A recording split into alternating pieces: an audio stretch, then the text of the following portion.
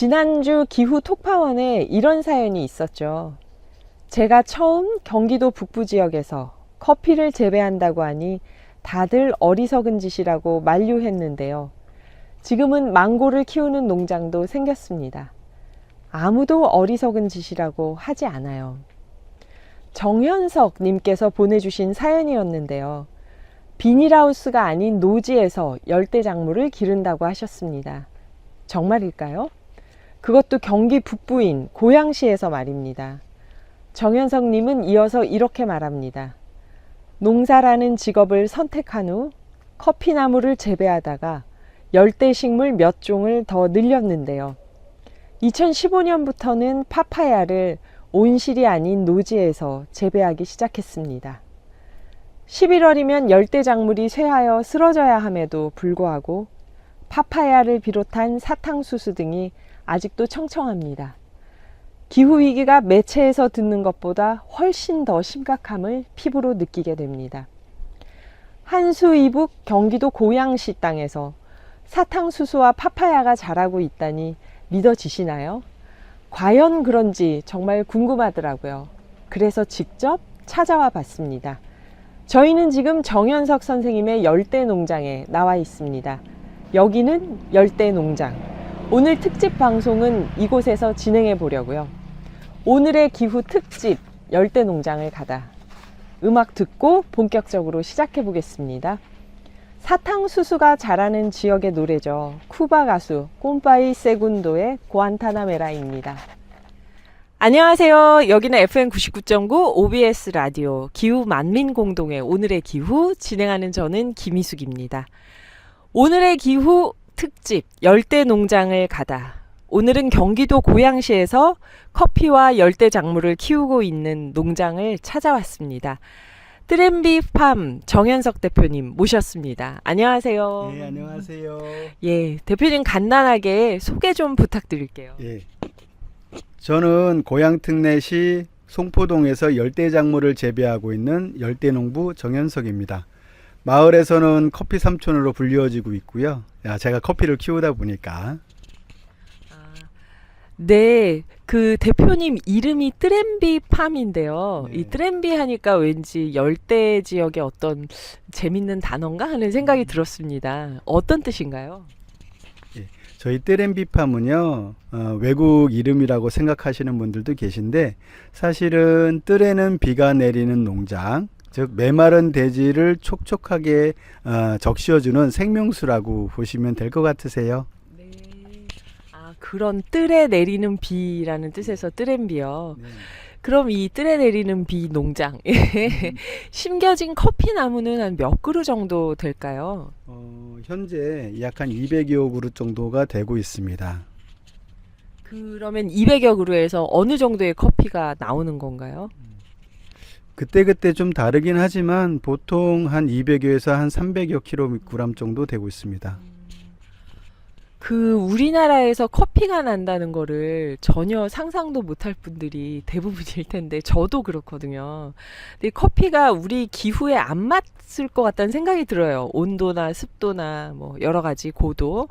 근데 적도 지역이나 커피가 많이 나는 생산지가 아닌 한국에서 그것도 경기 남부나 어디 충청도 전라도가 아니고 고양시에서 경기 북부에서 커피 농사를 시작하신 계기가 있었을까요?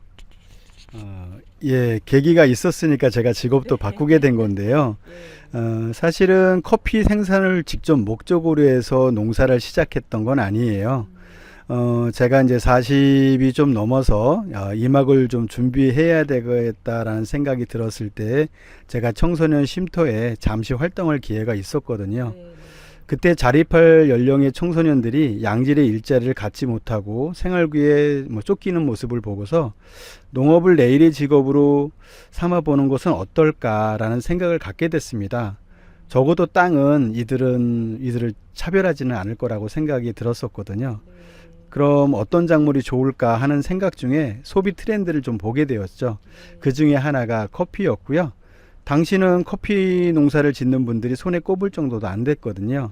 커피는 열대작물이니까 남녘으로 가야 하는데 저는 역선택을 했어요. 그래서 생산 목적보다는 경감 목적을 우선으로 생각했던 거예요. 그 당시만 하더라도 경관농업이라고 하면 좀 낯선 단어였는데 지금은 보편적인 단어가 되었거든요. 그 경관 농업이라는 게 어떤 걸까요? 풍경을 만들기 위해서 기르는 걸까요? 일단 우리가 열대 작물을 보러 가려면 비행기 타고 가야 되는 부분들인데 우리 한국에서도 열대 풍경과 비슷한 모습을 보여줄 수 있는 것만으로도 우리 고양시에 있는 시민들뿐만 아니라 외부에 있는 분들도 충분히 볼 가치를 느끼시고 방문을 하기 때문에 그래서 경관농업을 좀 더 활성화시키려고 준비를 했습니다. 선생님 그래도 여기서 이제 커피 농사를 짓겠다면 주변에서 사람들이 걱정을 많이 했을 것 같아요. 뭐 어떻게 어떤 반응이었을까요? 자, 방송이니까 예, 심한 얘기하면 좀 그렇겠는데 사실은 저 미친놈 소리 진짜 많이 들었어요. 예, 뭐 커피 한다고 하니까 밑에서 당연히 해야 될 거라 생각했는데 제가 처음 시작은 민통선에서 시작을 했거든요. 예, 맞아요. 예. 그래서 그 민통선에서 하다 보니까 미친놈 소리도 많이 들었고 또 뭐 돈키호테, 또 한량 뭐 이런 식으로 좀 보셔서 제가 하는 농업이 농업으로 보시지 않으셨어요. 네. 그랬구나. 그렇게 주변에서는 다들 염려하는데 선생님은 이거 된다고 확신하셨으니까 시작했을 거 아니에요. 그 언제 그런 자신감이 어떻게 들었나요, 선생님? 자신감이라고까지는 모르겠고요. 뭐 결과는 알 수 없으나 일단 해보자였던 거예요. 해보지 않고서는 된다 안 된다 이야기할 수가 없었으니까요. 어쨌든 농사를 짓기 전에 인큐베이팅 과정을 제가 한 2, 3년 정도 가졌었고요. 그때 약간의 확신을 가졌지만 실전에 나갔을 때 어떻게 됐을까라는 생각에서는 조금 걱정도 했었죠. 제가 바깥에 온실하우스를 짓고 농사 짓던 해에 외부 온도가 영하 25도로 떨어졌어요. 네. 예. 영하 25도. 예, 영하 25도. 예. 민돈성 쪽에는 진짜로 그 상당히 좀 춥거든요. 그래서 난방을 했어도 3분의 2가 사실 냉해를 입고 죽었어요. 네. 그런데 그때 그만뒀어야 하는데 3분의 1이 살아남았네? 그러면 가능성이 있지 않을까? 라는 생각을 갖고 꾸준하게 지금까지 해오고 있습니다. 그러니까 이렇게 뭔가 이루신 분들은 거기서 3분의 2가 사라졌네가 아니라 3분의 1이 살았네라고 생각을 하셨던 거네요. 근데 지금 여기가 온실이잖아요. 제가 오늘 추워서 막 목도리 두르고 스튜디오에서는 방송했는데 들어오니까 더워서 이거를 하면서 풀었는데 지금 이렇게 난방을 할 때 에너지 가격이 만만치 않을 것 같아요, 선생님. 예, 맞습니다. 그러니까 작년에 이제 전체적으로 전기요금들이 많이 올랐잖아요. 그래서 서민들이 많이 힘들었다고 하는데 농장을 운영하시는 농가에도 상당히 전기요금이 많이 올랐어요.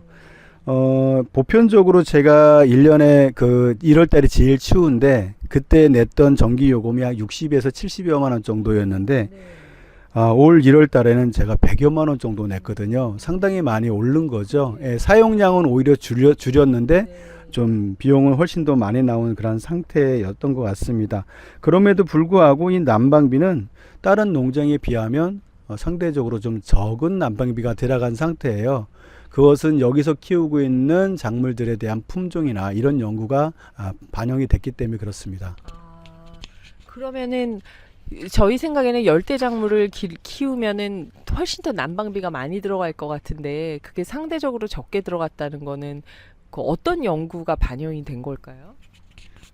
예를 들어서 커피 하면 그냥 커피에 대한 이야기만 이지 품종에 대한 연구가 우리나라에 그렇게 많지 않거든요. 그런데 이 커피 벨트를 보더라도 북부 산간 지역에도 커피가 생산이 되고 있거든요. 그렇다라고 하면 일반적인 온도보다는 북부 산간 지역이 훨씬 더 낮아요. 그런 품종들이 우리 고향에 맞지 않을까라는 생각에 도입을 했었는데 거의 그게 잘 맞아가고 있습니다. 그러셨구나. 그러셨군요. 그러면 혹시 이 난방을 그런 얘기를 하더라고요. 영농형 태양광이나 지열로 바꾸면은 에너지 가격이 더 떨어지지 않을까. 재생 에너지로 활용하실 계획은 혹시 없으신가요? 예, 고민을 좀 안 했던 건 아니에요. 근데 이제 초기 부담이 생각보다 좀 컸었고요. 그러다 보니까 마음만 저희가 가졌던 부분들인데 농업용 전기가 일단 저렴하다 보니까 마음이 있어도 선뜻 실행하기는 좀 어려웠어요. 또 하나는 재생에너지를 이용을 하려면 실질적으로 이제 지지대를 만들거나 하는 부분들이 있다 보니까 그 공간만큼 그늘이지게 되거든요. 그래서 하루 종일 햇빛이 들어야 되는 열대작물 특성에 있어서는 조금 부담스러운 부분이 있었습니다. 그렇군요. 그 문제가 또.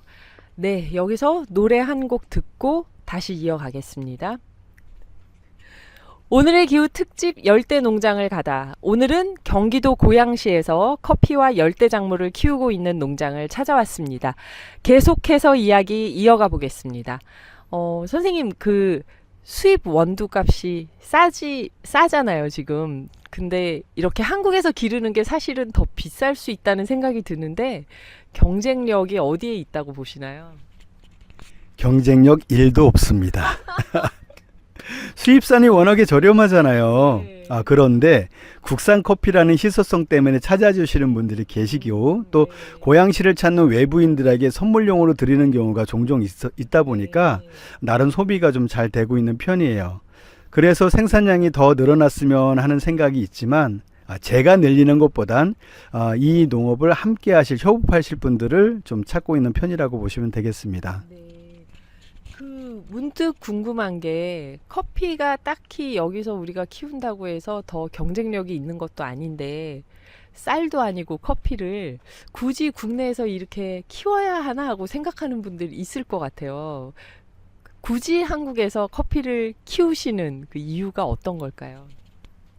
아까 서두에도 말씀드렸지만 커피가 좋아서 시작을 한 게 아니라 이 목적 하에 움직이면 가능할 거라는 생각 때문에 시작을 한 건데요.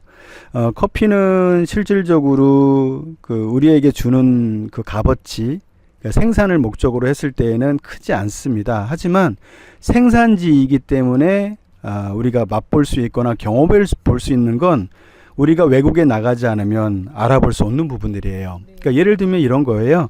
커피는 우리가 볶아서 먹는 걸 원두 커피라고 얘기하는데 그것 말고는 혹시 경험해 보신 적 있으세요? 없죠. 그거 봐요. 믹스 커피. 예. 그러니까 오로지 우리나라에는 그렇게 까맣게 내려 마시는 커피 말고는 즐겨볼 겨를도 없고 알지도 못하고 있는 거예요. 그런데 커피는 과일이거든요. 과일이면 어때요? 우리 잼을 만들어 먹을 수 있죠. 혹시 커피잼 아세요? 들어본 적은 있어요. 예, 하지만 먹어본 사람은 극히 드물다라는 거. 그 다음에 커피가 진짜 맛있는데 실질적으로 커피 꽃차는 어떨까요? 커피꽃 예, 예쁠 것 같긴 예, 한데 커피, 본 적은 없어요. 그죠. 커피 꽃향이 진짜 향기롭거든요. 근데 경험 못 해보셨어요. 근데 우리가 커피를 키우게 되면 커피꽃을 볼 수 있잖아요. 그럼 그것을 차로 만질 수 있다라는 것, 이런 것 또 하나의 장점일 수도 있겠고요. 그 다음에 우리가 커피 잎은 항상 반짝반짝하고 윤택이 나거든요. 이걸 가지고 차를 만들 수가 있어요. 이게 커피. 예, 맞습니다. 근데 이렇게 차를 마실 수 있는 건 사실은 현지에서 봐야 되는 거고 한국에선 볼 수가 없잖아요. 이런 부분들이죠.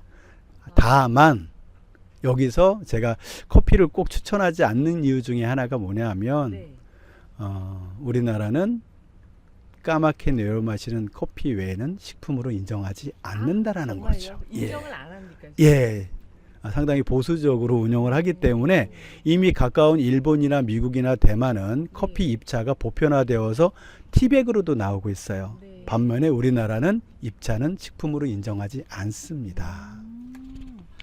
아니 이런 놀라운 사실이 네 그래서 또 이거는 뭐 지나친 오지랖일지 모르겠지만 우리나라에서는 원래 기온이나 습도나 고도나 이런 게 잘 안 맞는 상태에서 우리가 하고 있다고 치고 외국에서 주산지인데도 기후위기 때문에 작황이 안 좋다는 뉴스가 많이 나오거든요.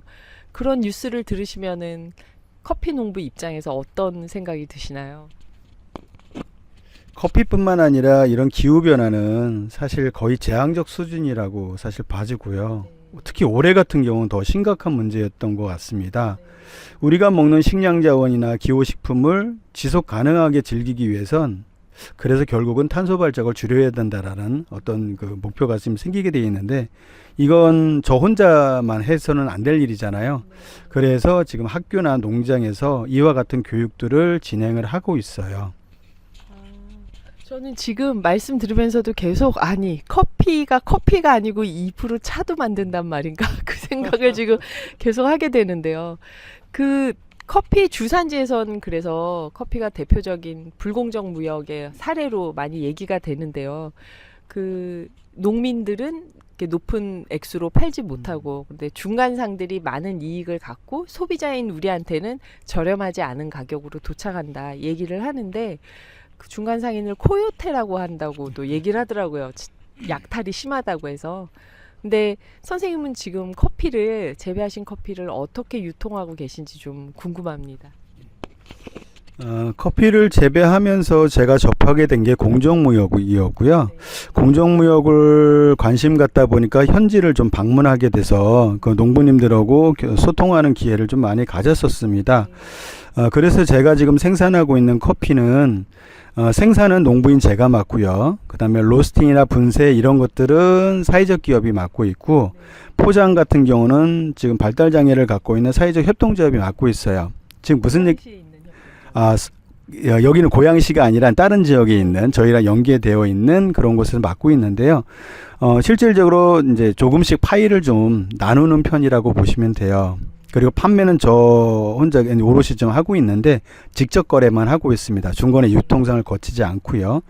근데 이제 판매 자체는 저희 활동을 응원해 주시는 분들이 계셔서 개인 판매도 하고 있지만 거의 대부분 기관 판매예요. 즉 고양시를 방문하는 외부 인사들 또 이런 분들한테 선물용으로 좀 많이 나가고 있습니다. 들을수록 점점 더 흥미진진해지는데요. 만약에 제가 저도 커피를 좀 재배해 보고 싶습니다. 이러면서 선생님께 조언을 구한다면 어떻게 조언을 해주시겠어요? 아까 말씀드린 게 거의 다인데요. 전 기를 쓰고 반대합니다. 네. 누가 얘기하잖아요. 도시락 싸갖고 반대한다고. 생산을 목적으로 하는 경우에 그렇습니다. 근데 생산 목적이 아니라 뭐 생산 이외의 목적이 있다면 저는 무조건 찬성이에요. 무조건 해야 된다는 주의입니다. 아까 얘기했지만 식약처에서는 이러이러한 부분들에 대한 식품으로 인정하지 않는다라고 얘기했지만 그거는 저희가 이제 뭐 통용하는 부분들에 대한 부분이고 우리가 매대 판매나 이런 쪽에 대한 부분이고 체험은 저희가 경험해 볼 수가 있는 거예요. 도대체 산지에서는 이걸 어떻게 하는지 궁금하잖아요. 그것을 비행기 타고 가지 않더라도 경험해 볼 수 있다라고 하면 저는 상당히 중요한 부분이라고 보고 있거든요. 그래서 다양한 뭐 상품들을 즉 체험 상품들을 개발을 하게 된다면 저는 적극 추천하고 있습니다. 말씀 들으면서 농업하면 작물을 키워서 먹거나 사고 파는 것만 생각했는데 체험이라고 표현을 해주시니까 이게 농업이 우리한테 훨씬 다른 의미라는 생각이 좀 들어요. 일부 인터뷰 마무리하면서 저희가 선생님께 신청곡을 여쭈기로 했습니다. 일하시면서 들으시거나 아니면 이 커피 나무에게 사랑하는 마음으로 들려주고 싶은 음악이 있다면 어떤 걸 추천하시겠어요? 아마 거의 못 들어보셨을 것 같은데요. 제가 열대작물 재배하다 보니까 사실 동남아 쪽이 많잖아요. 그래서 동남아 쪽 음악을 좀 듣는 편이고요. 하루 종일 제가 틀어놓을 때가 많습니다. 예. 우리나라에 이주노동 오시거나 결혼 이주민들 계시잖아요. 지나가다가도 마음속에 좀 정서적으로 좀 위안이 될 수 있는 음악을 좀 하고 있고요. 그 음악 중에 무스무스라는 음악이 있습니다. 그 다음에 우리나라 아리랑처럼 그 네팔 민속 노래들 중에 그 레쌈빨 삘리리라는 게 있어요. 예, 아시네. 맞아요. 그게 우리나라 아리랑과 비슷하거든요. 그런 음악들을 주로 즐겨하고 또 많이 같이 듣습니다. 네. 선생님 감사합니다. 신청해 주신 노래 중 한 곡 들으면서 2부에서 다시 뵐게요.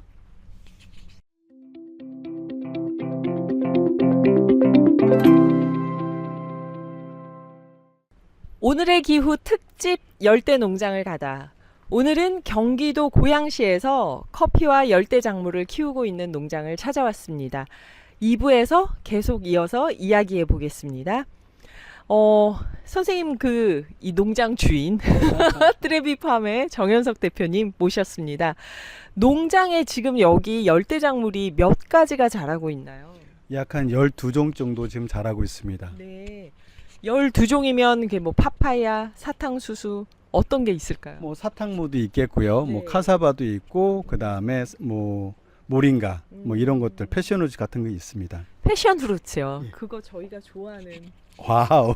예, 맞아요. 우리나라 사람들 중에서 특히 여성분들 그다음에 조금 젊은 층이 상당히 좀 좋아하는 작물 중에 패션우즈가 있습니다. 네. 그리고 여기 보이는 거는 바나나 같은데 아주 작고 이게 뭔가요? 예, 바나나 맞습니다. 네. 근데 보편적으로 바나나는 키가 다 크잖아요. 네. 근데 여기 고향에서 자라고 있는 바나나는 성인 눈높이부터 열매가 맺는 바나나예요. 그래서 시설을 변형하지 않거나 더 높이 짓지 않더라도 네. 바나나를 충분히 키울 수 있는 위치의 품종이라고 보시면 됩니다. 그러니까 아까 커피가 고산 지역 커피는 날씨가 좀 서늘해도 잘 자란다 하신 것처럼 바나나도 품종이 다양하니까 우리한테 맞는 걸 또 찾아서 기를 수 있는 거네요. 예, 맞습니다. 커피는 어떻게 기르셨는지 아까 얘기를 들었는데 열대작물들은 13가지 품종이나 이건 어떤 계기로 시작하신 건가요?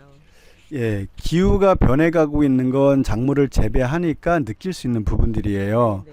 그렇다라고 하면 우리나라 이 기후에 좀 맞을 만한 그런 품목들이 있지 않을까라고 시작을 해서 경험을 하게 됐던 게 첫 번째가 파파야예요. 네. 역시 파파야 남들이 보기엔 미쳤다고 이야기하지요.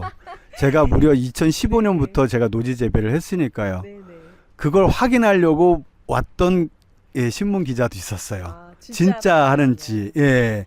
그런데 꽃이 피고 열매가 맺는 걸 보고 기사를 내시더라고요. 아, 그렇구나. 네, 그러면은 잘 적응을 하던가요, 이 작물들이? 노지에서 재배하는 거는 이제 목적성이 뚜렷해야 됩니다. 네. 자, 한국은 그동안의 열대 작물들은 주로 익은 거, 과일류를 많이 드셨거든요. 근데 파파야는 그린 파파야일 때 채소용으로 먹습니다. 아, 영화 제목도 있어요. 예, 맞아요. 예. 네. 그와 같이 우리나라에는 상당히 많은 이주 결혼하신 분들도 계시잖아요. 네. 이분들은 채소용으로 먹어왔던 거예요. 근데 그동안에 우리나라에는 익은 과일밖에 수입 안 했잖아요. 네. 그들의 먹거리를 충분히 활용이 가능한 그런 형태라고 보시면 됩니다. 그 파파야가 어느 쪽에 있나요? 네.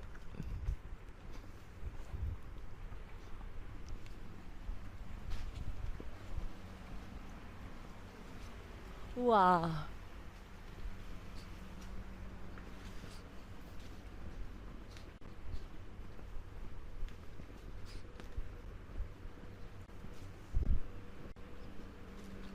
아, 이것도 그 바나나네요. 아, 네. 아, 이게 파파야예요. 아, 그러니까 이것도 그러니까 그린 파파야 과일이 덜 익었을 때는 채소로 먹는다는 맞아요. 거죠. 아, 신기하다. 그렇군요. 얘네들은 모두 그럼 잘 적응하면서 그동안 자랐던 거죠. 아, 선생님께서 온도 습도 다 신경 써서 맞춰주니까. 온도 습도를 맞췄다 보기보다는 너희들이 제가 맞춰줘라. 예, 식물 보고 오히려 맞추라고 얘기를 하는 편인데요. 예, 예. 지금 보시다시피 한 나무에 지금 달려있는 게 결코 적지 않죠. 예, 스스로 적응을 하고 있습니다. 살기 위해서. 예, 예. 파파야는 사실은 아까도 말씀드렸지만 익은 과일 외에는 한국에 수입되는 게 많지 않거든요. 그런데 이주민들은 이거를 채소, 즉 태국식으로는 송땀이라고 이야기하죠. 예, 파파야 샐러드. 예, 이런 게 먹고 싶은 거예요. 그래서 저희 농장에는 한 5시 되면 전화가 와요. 사장님 농장에 있느냐고. 그래서 왜 그래? 그러면 저녁 식사. 예, 이거 장을 보고 퇴근하고 싶은 거예요. 그래서 저녁에는 파파야 샐러드를 먹고 싶은 거거든요. 그래서 저희 농장에는 저녁 5시가 되면 이제 퇴근하려고 하는 친구들의 연락이 오고 있습니다. 그렇구나. 선생님 말씀 들으니까 마음이 막 따뜻해집니다. 그렇구나. 네, 여기서 저희가 노래 한 곡 듣고 또 이어가 보겠습니다.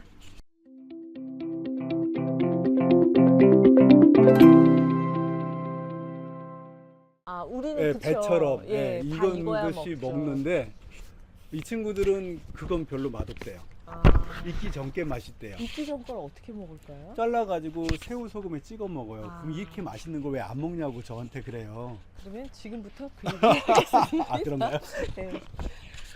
오늘의 기후 특집 열대 농장을 가다. 오늘은 경기도 고양시에서 커피와 열대 작물을 키우고 있는 농장을 찾아왔습니다. 계속 이야기 이어가 보겠습니다. 트렌비팜의 정현석 대표님. 보이는 라디오입니다. 익숙하지가 네. 않아요. 지금 이게 구아바라고요. 예, 맞습니다. 이게 지금 트로피컬 구아바라고 일반적인 구아바보다는 조금 크기가 큰 구아바라고 보시면 되겠습니다. 선생님, 그래서 아까 말씀하실 때 그린 파파야 여기에 한국으로 결혼 오신 분들이나 이주 노동자분들이 퇴근 시간 맞춰서 장 보고 가신다고 했는데 예, 예. 구아바도 그분들이 많이 좋아하시나요? 상당히 많이 좋아하시고 계시고요. 사실은 우리가 지금까지 익숙하게 된 건 다 익은 과일을 많이 먹었었거든요.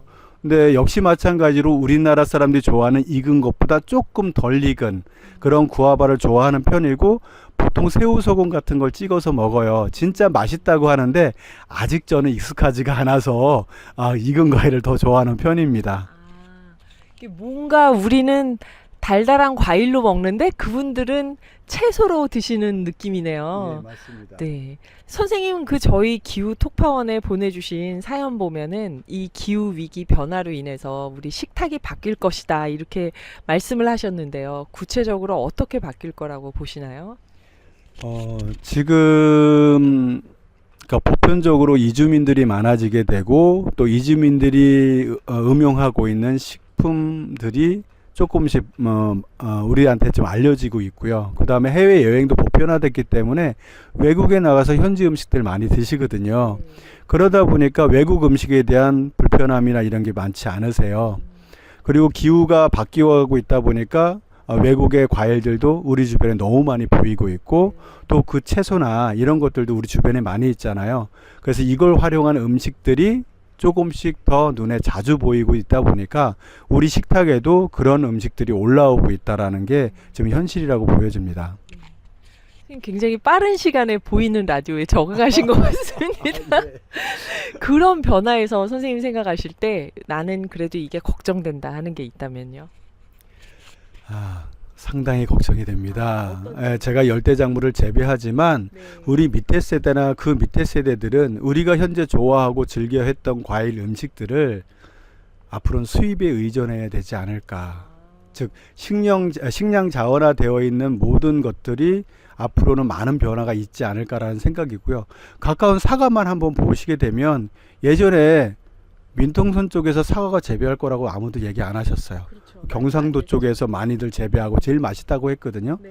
근데 지금 어때요? 민통선에서 재배를 하고 있고 잘은 우리가 정보에 많이 접하지 못했지만 북한에도 사과 농장이 아주 큰 것들이 운영되고 있다고 제가 들었습니다. 정말요? 예, 그렇다라고 한다면 이제 사과의 재배지가 완전히 북상을 했다고 보여지거든요. 그렇죠. 그러면 그동안에 우리가 즐겨 먹었던 일반적인 우리 음식들이 과연 올까 걱정되는 거죠. 네. 그래도 걱정뿐만이 아니라 열대작물을 재배하시는 농부님으로서 아니면 그냥 이 농업 전반을 보셨을 때 이게 기회다 하고 기대되는 부분은 또 없을까요, 혹시? 저희 농장이 이제 뜨렌미팜이라고 하면서 이제 또 다른 것을 저희가 갖고 있는 게 온난화 대응 농업 1번지예요. 즉 기후가 변하고 있는 것을 탄식만 할 게 아니라 최대한 이것을 활용해 보자라는 측면인데 열대작물을 외국 걸 그대로 갖다가 심는 것이 아니라 우리 기후, 우리 토양에 맞게끔 이거 바꾸는 부분들도 반드시 필요하다고 봅니다. 그런 측면에서는 또 다른 작목들이 우리나라에서 또 다른 소득으로 다가올 수 있고 소비자는 좀 더 많은 사실은 우리가 수입하게 되면 탄소 발자국 엄청 많이 남기고 오잖아요. 그런데 우리나라에서 재배하게 된다면 그걸 우리가 쉽게 뭐 푸드 마일리지라고 얘기하는데 거의 제로화할 수 있지 않을까라고 보고 있습니다. 네, 이 열대작물들 보면서 아 맞아, 한국이 우리끼리만 사는 데가 아니었지, 이 따뜻한 나라에서 오신 많은 분들이 같이 사는 나라지, 이게 새삼스럽게 느껴져서 참 좋았는데요. 선생님, 그런 의미에서 계속 따뜻하게 가족을 위한 신청곡을 추천해 주신다면요. 그분들도 가족들 때문에 장 보러 오신 거잖아요. 네. 예. 가족을 위한 사실 뭐 우리 가족을 위해서 제가 따로 신청하거나 뭐 듣는 게 별로 없어서 제가 좋아해서 하는 거기 때문에 김광석 씨의 그날들이라는 음악을 좀 좋아하는 편입니다. 네. 예, 들려주면 좋고요. 네. 감사합니다. 노래 듣고 3부에서 이어가겠습니다.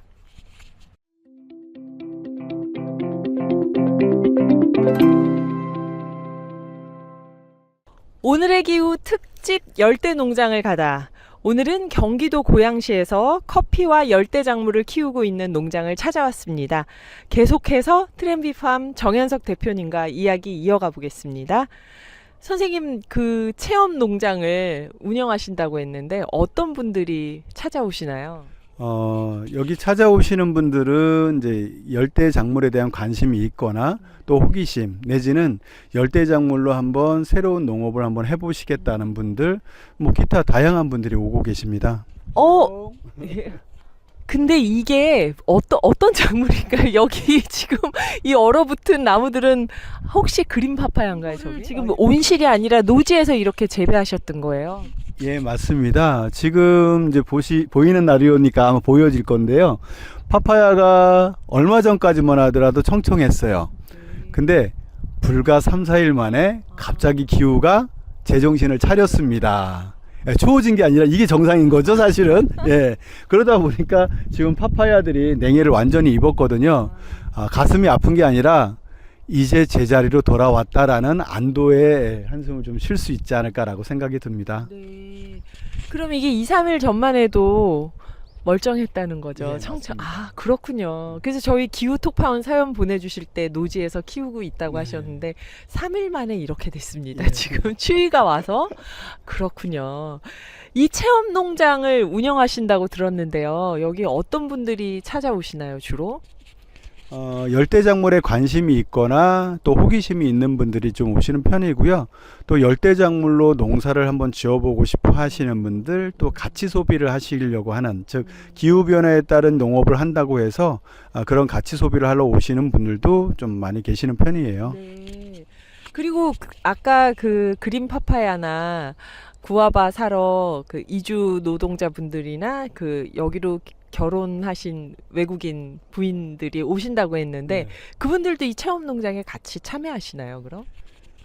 꽤 좀 많이 오시는 편이고요. 그러니까 저희가 지금 하고 있는 사업 중에, 그러니까 저희가 농업 외의 사업이 이제 다문화 친구들에 대한 정서 지원 프로그램을 저희가 하고 있어요. 그래서 저희도 외국에 나가면 좀 갑자기 쓸쓸해지거나 고향 음식 생각도 나잖아요. 그럴 때 우리 전통 음식은 아니지만 라면이라도 한 그릇 먹으면 마음이 유한히 삼잖아요. 예, 맞아요. 그런 것처럼 여기서는 열대작물로 우리가 만들 수 있는 음식들을 저희가 제공을 해드리고 있어요. 네. 쉽게 얘기하면 태국식으로 따지면 뭐 송땀, 팟타이 이런 것들도 저희가 하고 있고요. 뭐 베트남 음식으로는 뭐 반미라든지 아니면 분팅농이라든지 이거 소재를 가지고서 만들어낼 수 있는 것들을 대접을 하고 같이 교감을 나누는 그런 시간을 갖습니다. 이 체험 농장이 그냥 한국 사람들이 열대작물 신기하니까 키워보자 정도가 아니라 진짜 폭넓은 교류의 장이 되는 듯합니다. 맞습니다. 네. 이렇게 처음 농장을 운영하자 하고 마음 먹으셨을 때 목표에 그 일도 들어가 있었나요? 예, 있었습니다. 그렇군요. 지금 한 몇 % 정도 이루셨다고 생각하세요? 많이 된다라고 하면 한 70% 정도까지는 제가 계획했던 것으로 온 것 같아요. 네. 그렇구나. 그럼 아직 남은 30%는 뭘까요, 혹시 대표님? 지금 제가 이제 하고 싶은 것 중에 하나는 저희가 뭐 많이 들어보셨는지 모르겠는데 혹시 경계선 지능인이라고 들어보셨나요? 경계선? 예, 경계선 지능인 또는 지능인? 예. 네네. 요즘 많이들 나오고 있고 지자체마다 네. 조례를 많이 만들고 있어요. 뭐 한간에 또 느린 학습자라는 명칭을 사용도 하고 있고요.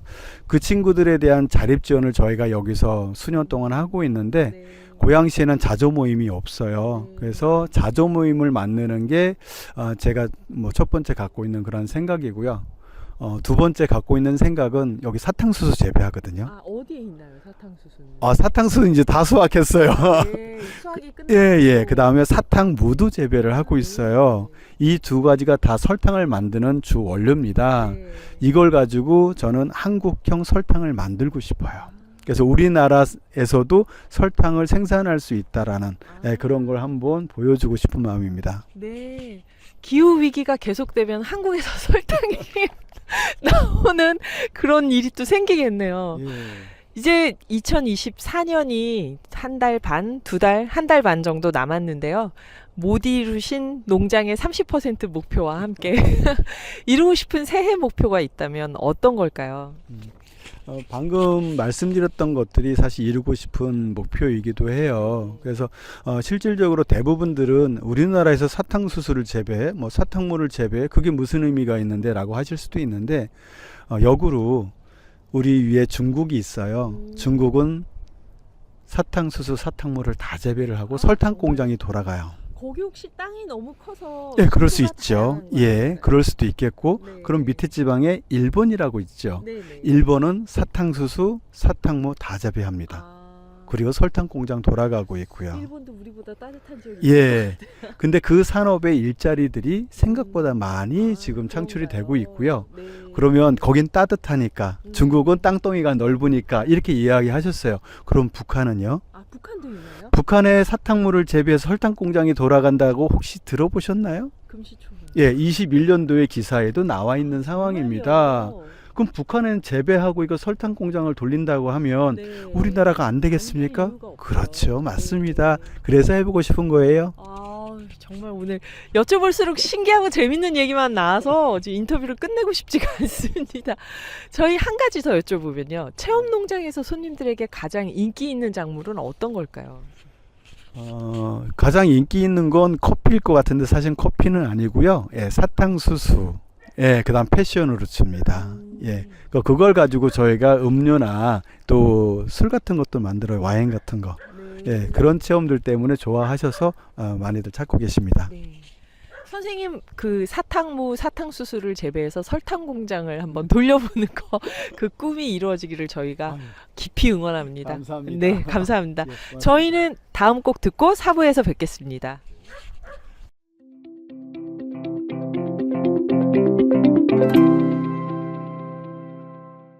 버벅거리를 빼시면 돼요. 아니요. 13가지 종류의 열대작물을 재배한다고 하셨잖아요. 네. 그럼 혹시 앞으로 더 도전하고 싶은 열대작물이 있을까요? 뭐 도전하고 싶은 거에 많지만 우리 포장 형태를 봤을 때는 뭐 다 하고 싶다고 할 수 있는 건 아니고요.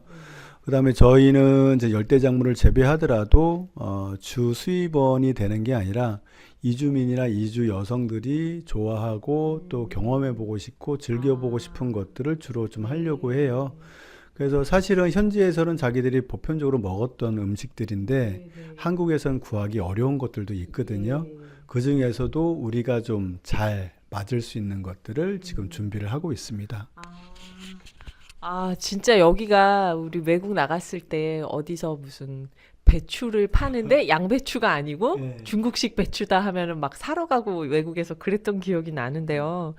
또 하나 궁금한 건 이렇게 작물을 키우시는데 아까 온도, 습도, 고도 말씀을 하셨는데 토양은 어떤지 이 토양 관리는 어떻게 하고 계신지가 궁금합니다. 지금 토양은 우리나라 작물들은 주로 알칼리, 중성 이 상태에서 많이들 키우거든요. 근데 열대 작물들은 약산성 토양을 좋아합니다. 오히려 그래서 pH를 약 5.5에서 6.5 사이를 좀 좋아하는 편인데 우리나라가 산성화되어 있거든요. 예, 그렇기 때문에 열대 작물 재배하는데 따로 이렇게 토양에 대해서 산도를 맞추거나 하는 부분들이 좀 적다라고 보시면 될 겁니다. 네. 아니, 산성화됐다고 다들 걱정하고 그랬는데 그게 열대작물 재배하는 데는 오히려 좋은 토양이 된 거네요. 정말 신기합니다. 들을수록. 그러면 선생님 제가 이거 잘은 모르지만 저희 오늘의 기후에 나온 농업 전문가분들이 땅을 파헤치지 않는 무경운 농법으로 농사를 지으면은 탄소 저장을 더 많이 할 수 있다 이런 얘기를 하세요. 근데 무경운 농법에 대해서는 어떻게 생각하세요, 선생님? 아주 조심스러운 말이에요. 왜냐하면 심도 경운을 해야 된다라고 얘기하시는 분들도 계시기 때문에 무경운 하게 되면 자연농 하시는 분들이 보편적으로 많이 쓰고 있는 표현이라고 이야기하는데 저는 무경우까지는 아니더라도 얕은 경우는 해야 될 필요가 있겠다. 왜냐하면 토양에 대한 산소를 공급해주는 역할도 해주지만 또 잡초나 이런 부분들에 대해서 약간 더 지연시키거나 또 자라는데 좀 어렵게 만드는 역할도 하기 때문에 약간은 좀 필요하지 않을까라고 생각을 해요. 하지만 가장 좋은 건 무경우를 하게 되면은 일단 제 시간이 엄청 줄어들겠죠? 예. 노동력을 적게 써. 맞습니다. 예, 예. 네. 감사합니다, 선생님. 그 끝으로 오늘 정말 긴 인터뷰 같이 해주셔서 감사드리고요. 이렇게 카페도 운영하시고 음식도 또 여기서 제공하는 게 있고 농장, 체험 농장도 운영하시고 하는데 말씀해 주신 거 말고도 재밌는 에피소드가 더 많이 있을 것 같아요. 일단은 농장이라는 특히 이제 대부분 농사를 짓는 분들이 절대 농지에서들 많이 하시거든요. 근데 이제 저희는 절대 농지 안에 조그맣게 좀 열대 작물 텃밭을 만들어요. 그 열대 작물 텃밭에는 그냥 일반인들이 오시기도 하지만 약간 소외계층들도 오시거든요. 그래서 장애 비장애를 우리가 따지지 않고 함께 어우러지는 마당들을 만드는데 거기에 와가지고 아이들이 즐거움을 느끼고 행복함을 느끼는 모습을 봤어요. 그래서 이런 것들이 우리 마을에서 지속적으로 운영될 수 있는 기회들이 나오기를 바라는 마음입니다. 말씀 듣다 보니까 이 농장이 트렌비팜이 복지 행정의 총결산 같아서 지금 깊은 감동이 오는데요. 네, 오늘 긴 인터뷰 좋은 말씀 정말 감사드리고 트렌비팜이 더 잘 되기를 바라겠습니다. 감사합니다. 감사합니다. 예, 정현석 대표님이었습니다.